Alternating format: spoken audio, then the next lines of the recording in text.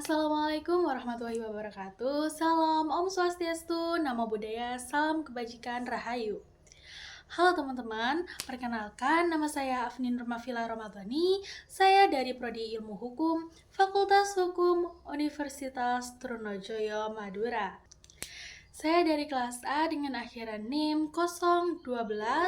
Di sini saya akan menjelaskan sedikit penjelasan dari jawaban UAS Pendidikan Kewarganegaraan. Oke, yang pertama di sini saya akan menjelaskan ancaman apa sih yang ada di dalam dan juga di luar negeri dengan wujud bela negara yang bisa kita lakukan. Teman-teman, seperti yang kita ketahui bahwasannya Indonesia merupakan negara kepulauan yang memiliki berbagai macam suku, agama, ras, dan juga budaya. Hal itu menjadi sebuah kelebihan tersendiri bagi bangsa Indonesia, di mana dengan banyaknya keberagaman dapat menjadi sebuah identitas bagi bangsa Indonesia dengan identitas yang unik dan memiliki karakteristik tersendiri.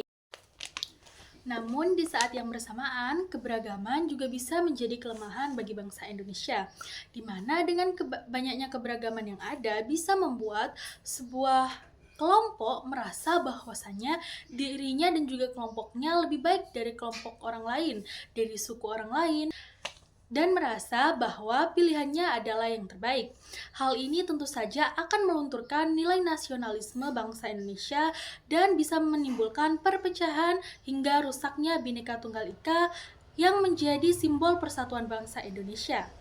Lalu ancaman dari luar negeri juga bisa muncul karena keberagaman Indonesia dan juga letak geografis Indonesia yang menjadi jalur siram perdagangan dunia, di mana budaya asing akan lebih mudah masuk ke Indonesia.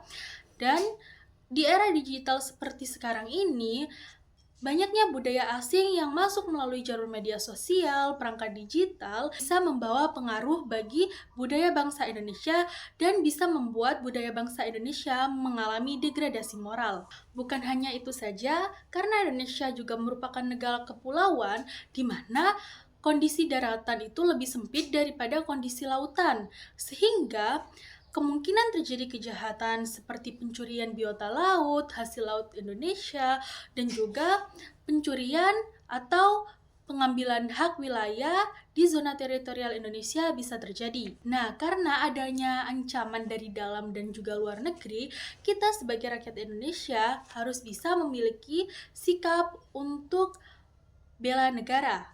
Bela negara sendiri memiliki dua cara. Yang pertama yaitu dengan cara non-fisik. Bela negara yang dilakukan dengan non-fisik adalah dilakukan dengan menjalankan profesi kita sesuai dengan job desk yang kita miliki. Seperti misalnya, kita sebagai mahasiswa harus belajar dengan tekun agar kita bisa mendapatkan ilmu dan juga bisa menjadi penerus bangsa yang baik. Lalu, bela negara secara fisik juga bisa dilakukan dengan ikut serta membela negara, seperti ikut perang untuk membela negara, mendaftarkan diri sebagai anggota Tentara Nasional Indonesia dan juga Polri. Lalu yang kedua, apakah konsep Astagatra untuk mempertahankan ketahanan nasional di era digital dan teknologi seperti sekarang ini masih relevan? Menurut saya pribadi, di era digital dan juga teknologi yang semakin pesat ini, Astagatra masih sangat relevan untuk menjaga ketahanan nasional. Karena Astagatra memiliki sebuah peran yang cukup krusial untuk mempertahankan ketahanan dan juga kependudukan Indonesia agar tetap stabil, karena hal ini merupakan modal utama untuk bangsa kita membangun bangsa yang berkelanjutan. Lalu pada Pancagatra sendiri juga memiliki peran yang cukup krusial karena hal ini untuk menjaga nilai ideologi dari Pancasila agar tetap terjaga, politik juga tetap berjalan dengan sehat dan stabil sehingga tidak menimbulkan perpecahan, ekonomi juga memiliki ketahanan dan juga kemandirian yang stabil, sosial budaya juga tetap terjaga, tidak mengalami degradasi atau penurunan moral, pertahanan dan keamanan baik secara fisik atau digital seperti ketahanan dan keamanan cyber juga tetap terjaga. Lalu selanjutnya yang nomor 3, apakah memberikan hukuman mati kepada seorang koruptor dapat memberikan efek jerah?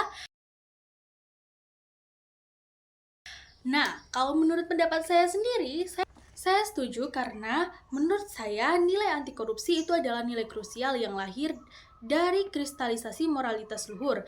Pejabat yang harusnya menjadi contoh atau role model untuk rakyat agar menjunjung tinggi nilai anti korupsi, malah mereka yang melanggar dan melakukan korupsi, sehingga membuat rakyat tidak percaya pada pejabat. Apalagi hukuman yang diberikan pada pejabat korupsi bisa dibilang ringan dibandingkan dengan rakyat kecil yang mencuri untuk bertahan hidup.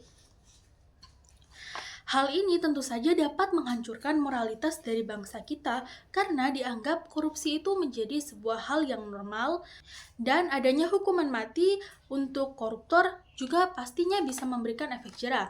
Namun dalam hal ini ada catatan, hukuman mati bisa diberikan kepada koruptor jika koruptor melakukan korupsi dengan berat dan tentu saja mencederai nilai kemanusiaan.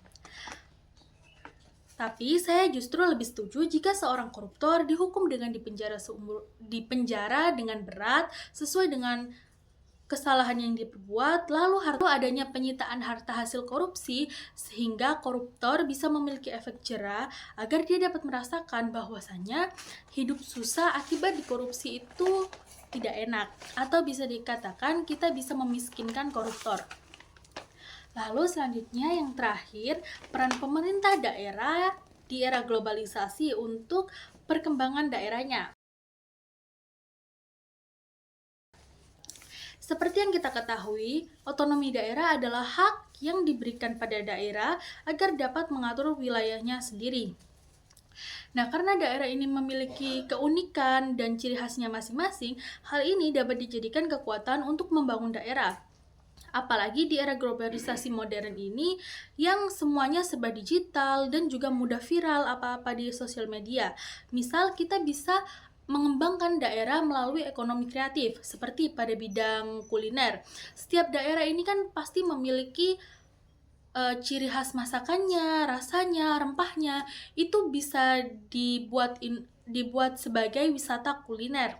Lalu dalam bidang geografis, kondisi alam yang memiliki keindahan unik di setiap daerah tentu saja dapat dijadikan sebagai destinasi wisata alam.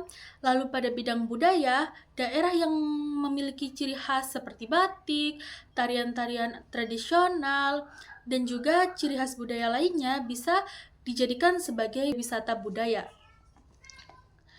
Lalu pembangunan daerah juga bisa dilakukan melalui pendidikan dengan memberikan fasilitas pendidikan yang layak dengan biaya ringan agar anak bangsa bisa lebih mudah untuk bersekolah dan bisa menghasilkan generasi muda yang cerdas, pandai, serta berkualitas untuk membangun bangsa Indonesia.